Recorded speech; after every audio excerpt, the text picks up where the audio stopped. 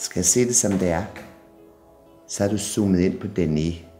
Altså jeg hedder faktisk Dennis, men jeg kalder mig Denis, fordi det har jeg opkaldt mig efter min salon af. Og der er naturligvis rigtig mange, som tror, at jeg er biseksuel. Og det er jeg ikke. Men det hænger sammen med, at jeg faktisk træner min biceps ved enhver kærkommende lejlighed.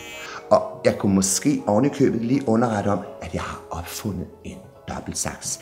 Det er sådan set bare 2 sakse, som sidder sammen med noget rem, men du kan klippe med 2 sakse på 1 hånd.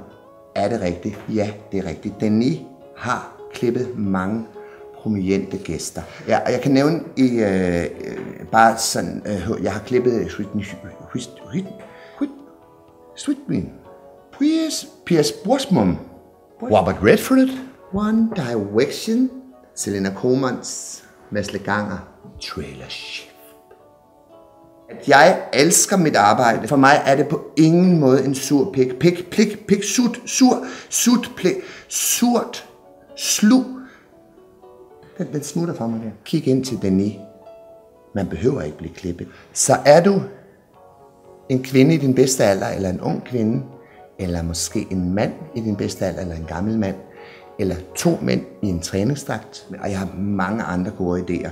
Jeg har også tænkt på at lave en 3-dobbeltsaks til folk, der virkelig skal klippes, men det er lidt den samme idé.